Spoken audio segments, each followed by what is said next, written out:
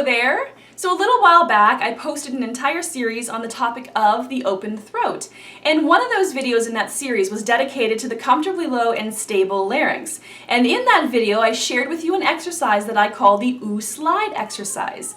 And I promised that I was going to add more vowels to that exercise really soon. And I completely forgot. So I apologize for that, but I'm here now to finally add those other vowels to the exercise. So if you'll recall, in this OO slide exercise, we slide up from the root note of the key that we're in, up to the third, and then back down to the root note. And we do this on a OO, a nice, warm, kind of dark OO sound. But we don't achieve this depth and warmth and darkness by falsifying our timbre, by forcing the larynx down, especially by engaging the tongue root, or by over-dilating the pharynx. We achieve this depth and warmth with a nice deep inhale posture. It's almost as though we put the pause button, press the pause button on that posture as we're singing. So just as a reminder, this is how the OO slide exercise goes.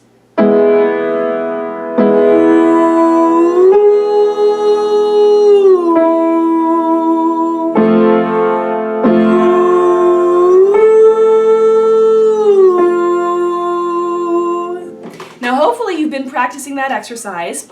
So as we ascend in pitch, we need to make sure that we're maintaining that depth and warmth in the sound. We need to go a little bit deeper into the vowel.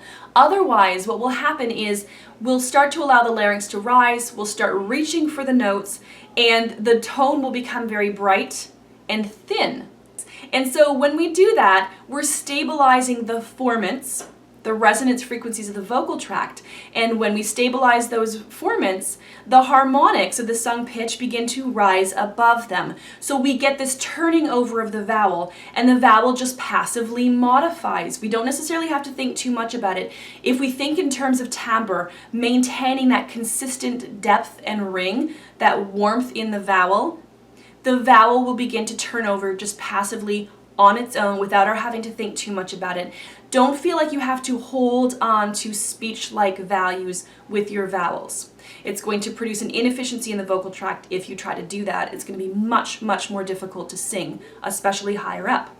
In that other video, I also shared with you a visualization that I like to use when I'm sliding up in pitch. And that basically just entails me thinking of the voice arcing down as I slide up.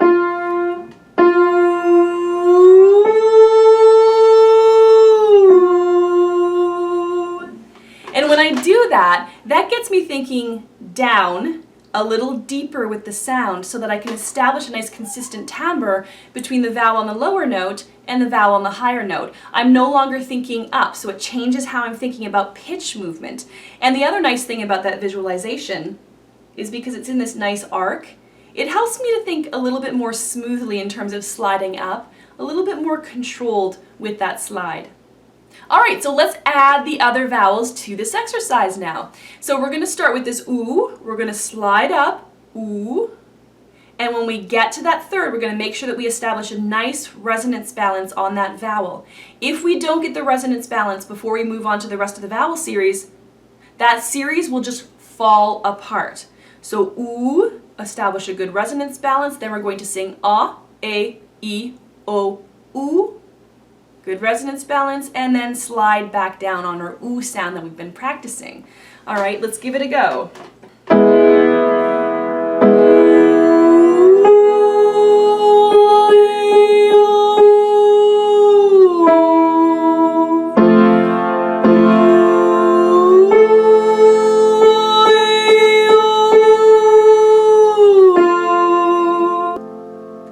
Alright, so you may notice there that I didn't exaggerate the articulatory differences or definitions of the individual vowel sounds.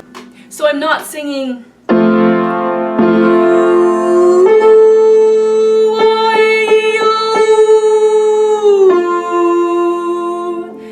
right? And I do that for a reason.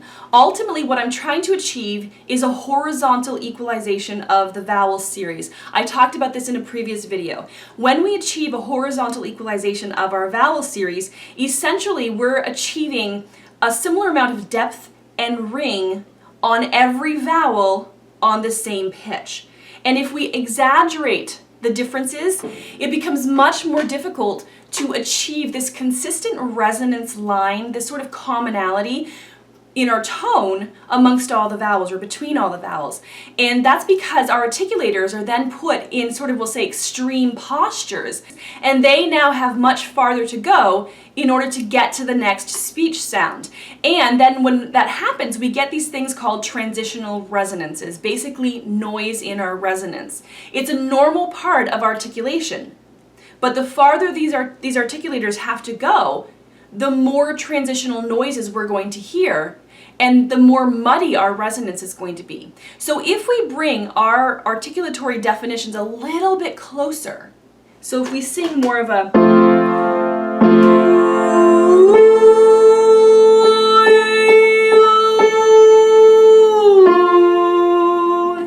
the vowels are still clearly defined to the listener.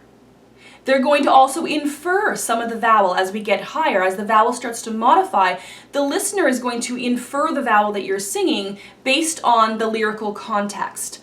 So you get a little bit more consistency in the resonance, instead of the voice sounding as though it has a completely different personality for each vowel. And yes, vowels are acoustic phenomena, and they're defined primarily by their unique formant structures.